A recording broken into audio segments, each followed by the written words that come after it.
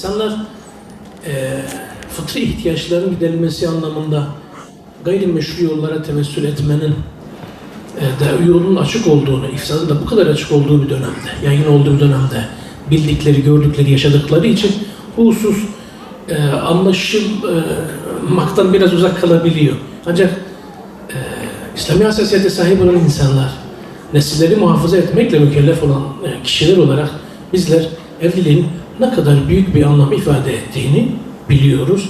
Israrla savunuyoruz, ısrarla muhafaza etmeye çalışıyoruz ve doğrusu ısrarla sahil selamete ulaşmanın en önemli unsurlarından bir tanesi olduğunu söylemeye devam ediyoruz. Bu anlamda doğrusu sadece bizim değil, Müslümanların değil, tüm insanlığın esasen en önemli karşısına çıkan belki kavşaklardan bir tanesi, mühim unsurlardan bir tanesi evlilik. Geçmiş dönemlerin sıkıntılarının hepsinin birikip de başımıza yağdığı böyle bir süreçte herhalde olsa nafakasını temin etme ve sorumluluklarını alma hususuyla alakalı bir problem olmadığı sürece evliliğin vacip olduğu hususudur.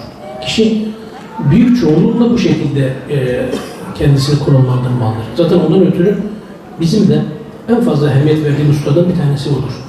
Buluk çağından sonra çocuklarınızı takip edin, evlilikleriyle ilgili yardımcı olmaya çalışın. Yoğun bir şekilde. Asla bunu ihmal etmeyin, önemli bir husustur. Acaba bu evlilik dediğimiz unsur gerçekten biz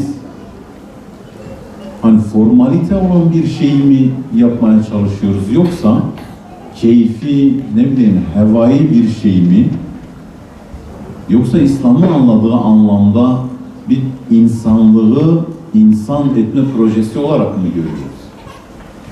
Bir kere fıtrata atılan bir imzadır. Yani Allah-u Teala fıtratımıza böyle bir imza atmış. Biz bu imzayı reddedemiyoruz. Alnımızdan da silemiyoruz. Müslüman, gayrimüslim herkes evlilik hususunu mutlaka bir şekilde yerine getirmeye çalışıyor. Sadece mesele şu, buna nasıl bir meşruiyet verebiliriz?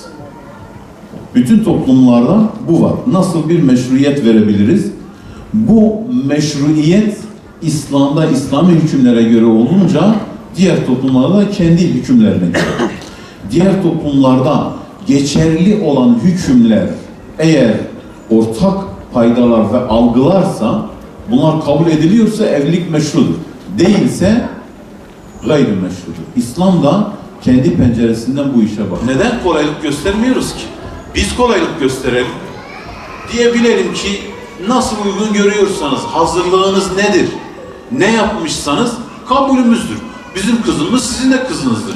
Neticede siz kızımızı alınca kendinize bir kız alıyorsunuz. Veya gelen erkek evlada, hocamın da dediği gibi ne diyoruz? Evin var mı? Yatın var mı? Katın var mı? Bankada paran var mı? Ya birine de şöyle, oğlum sen namaz kılıyor musun? Namazında düzenli misin? Ya dese ki ben tevekkül ehli bir insanım. Allah'ın verdiği mal, mülk, benzeri duruma iltifat etmiyorum. Fakat ben ailemi de aç bırakmam. Düşünüyorum. Ya versem mi kızı şuna? Yoksa verdikten sonra ben mi bakacağım? Nasıl olacak? Bunun muhasebesini yapıyorum.